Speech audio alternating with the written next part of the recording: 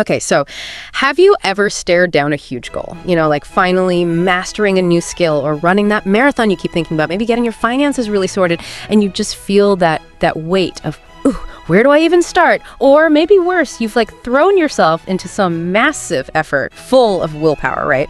Only to find yourself back at square one a few weeks later, just wondering where all that motivation went. What if I told you the key to radical lasting change wasn't really about willpower or these huge efforts or even the big goals themselves?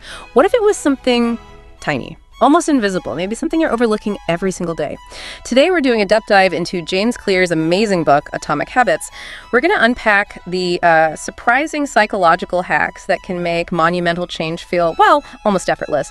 Our mission here is basically to pull out the most important, the most potent insights from this book, give you a kind of shortcut to understanding how these small, consistent shifts in behavior are really the engines driving remarkable transformation. Okay, let's unpack this. Because the core idea, it's genuinely intriguing. Success might not be about those grand goals at all. It might be about something much, much smaller and incredibly consistent. You're absolutely right. And, this isn't just theory. It's not just reading about it. These concepts, once you really grasp them, they give you a completely new lens, a new way to view, well, pretty much every single thing you do. Yeah. You basically gain this ability, like a superpower almost, to diagnose why you do what you do, and maybe more importantly, how to actually shift it. Okay, let's jump right in then. One of the things I found most, fundamental and honestly paradigm shifting in the book is this idea, the idea that our habits, they're not just actions we perform, not just things we do. They are at their very core, reflections of who we believe we are. The author really hammers home the power of shifting focus from what I do to who I am. It sounds subtle, doesn't it? But it feels like a total reframe. It really is the bedrock. Yeah. Because it moves you beyond just thinking about outcomes. I want to achieve X. That's how most people approach change. Yeah. But the book argues pretty convincingly, I think, that true lasting change happens when you shift to, I want to become Y. The classic example he uses is just so powerful. Instead of saying, I'm trying to quit smoking, you declare, I am not a smoker.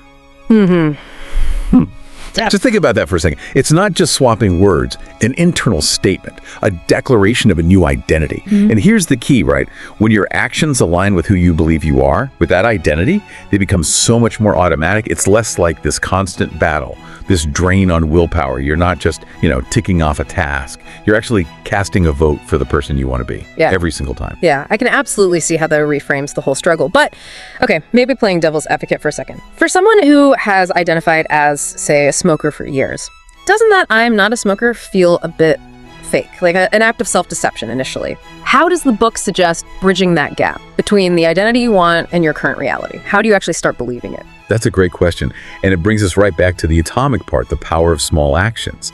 You don't just declare it and poof, you magically become it. That's not how it works. The book argues that identity actually emerges from your habits. It's built over time. Every small action you take, every little choice, it's like a vote, as you said, for the type of person you aspire to be. So maybe you don't feel like a healthy person on day one, totally understandable. But every time you choose, say, an apple instead of cookie, you cast a vote for I am a healthy person. And slowly, vote by vote, the evidence starts to pile up. And that's what shifts your internal belief system. It's an iterative process. You act your way into believing. That makes so much sense, acting your way into it. Okay. And speaking of how these actions become habits, the book lays out this really elegant 4-step framework. Cue, craving, response, and reward. Now, these terms might sound familiar to some people, right? We've heard about habit loops before. But what the book really does well is unpack how these steps are often, misunderstood or misapplied, especially when we're trying to build good habits or break those really stubborn bad ones. This feels like where the rubber really hits the road. It gives you a practical lens to analyze any habit. Exactly. Most people, when they want to change a habit, they jump straight to the response, the action itself. I need to stop doing X, or I need to start doing Y. But often the real leverage, the real power is actually in redesigning the cue, that trigger, or finding a different way to satisfy the craving. So just to break it down, the cue is the trigger, right? The little bit of information that predicts a reward is coming. Then you have the craving. That's the motivational force, the desire for the state or the feeling the reward will bring. Not necessarily the reward itself, but the feeling. Okay. Feeling. Yeah. The response is the actual habit you perform, the action or thought. And finally, the reward. That's the benefit you get, the satisfaction of the craving, and crucially tells your brain, hey, this loop, it worked. Remember this, do it again. But here's the superpower part you mentioned. Once you really internalize this loop cue, craving, response, reward, you start seeing it absolutely everywhere. Yeah. It's not just your personal habits like biting your nails or going to the gym. It's the blueprint for how apps are designed to hook you, how marketing creates desire. Oh, yeah. Even why you might keep putting off that important task. Procrastination often follows this loop, like checking your phone constantly. Maybe the boredom is the cue. The craving is for stimulation or connection or just escaping that boredom. The response is picking up the phone and scrolling. And the reward, that little dopamine hit from notifications or new information. Understanding this lets you intentionally mess with any part of that loop to change the outcome. You can hide the cue, reduce the craving, make the response harder, or make the reward less satisfying. That immediately makes me think about my own phone habits. Wow. It really is like a diagnostic tool, isn't it? And something else I really appreciated from the source material was its strong emphasis on something that often gets overlooked.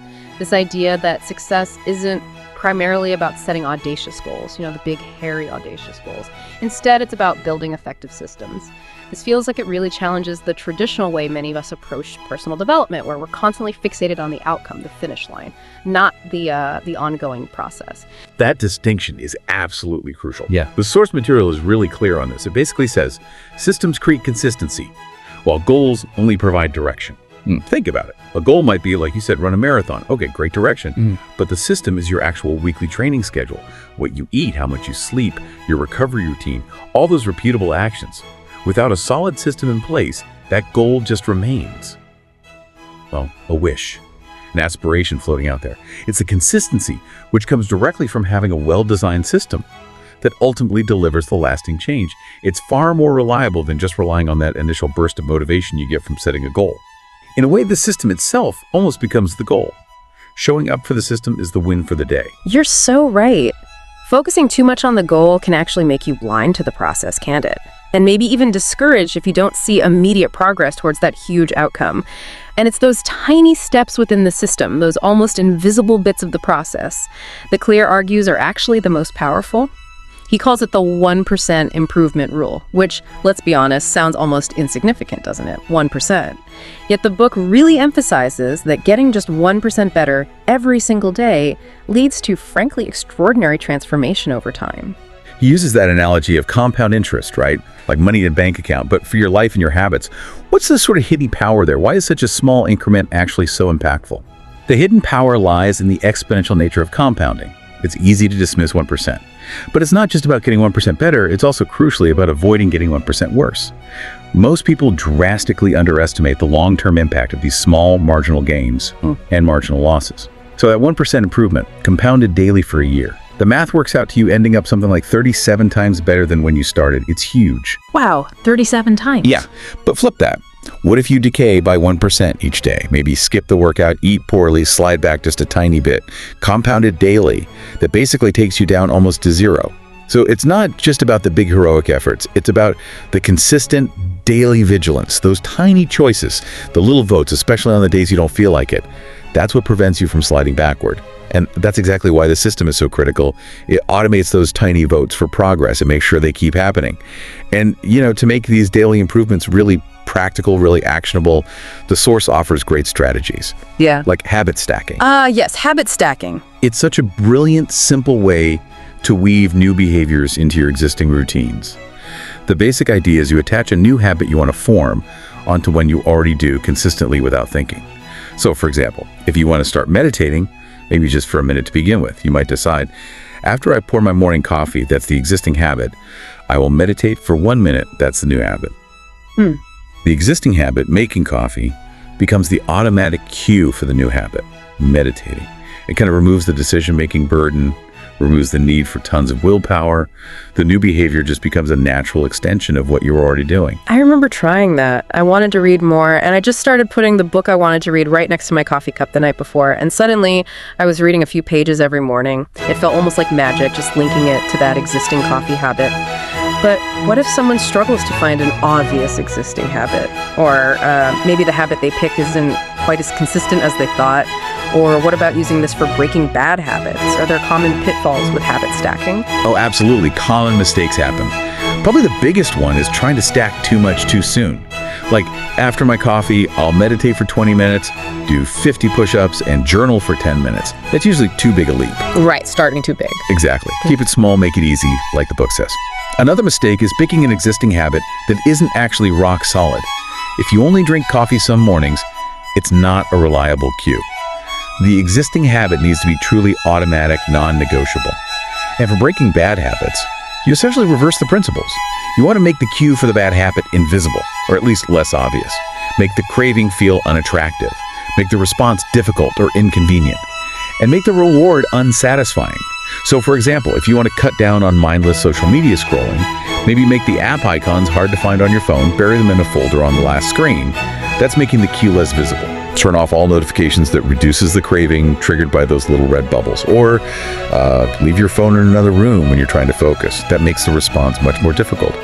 It's all about increasing friction for bad habits and reducing friction for good ones. Increasing friction. I like that framing. And the beauty of all these strategies really is just how widely applicable they are, isn't it? This isn't just about, productivity hacks for your job. The source makes it really clear these principles work for health, for relationships, managing money, learning things, creativity, basically any area of life where you want to see improvement. It's not just theory, it feels deeply practical. You can start applying this stuff today. Totally. And if we kind of zoom out and connect this to the bigger picture, I think the ultimate message from the source material is actually profoundly encouraging. It's saying that lasting, significant, maybe even monumental change doesn't usually come from those big, dramatic leaps of faith or willpower that we often think are required. It comes from the small things, the consistent tiny steps, repeated day in and day out. Those are the things that compound into truly extraordinary results over time. It's all about the cumulative effect of those little atomic habits quietly shaping who you become along the way. So, wrapping things up, what does this all mean for you listening right now? Well, we've dug into some powerful ideas. The shift to identity-based habits, really understanding that four-step loop cue, craving, response, reward, and how to manipulate it. We talked about prioritizing robust systems over just chasing goals, and that amazing compounding effect of those tiny 1% improvements. It really is a complete shift in perspective, isn't it? A different way to think about how change actually happens. It absolutely is. And maybe this raises a really important question for you to reflect on. A provocative thought, perhaps. Consider this. What identity are your current daily habits? Those small, seemingly insignificant actions you probably don't even think about. What identity are they quietly building for you right now?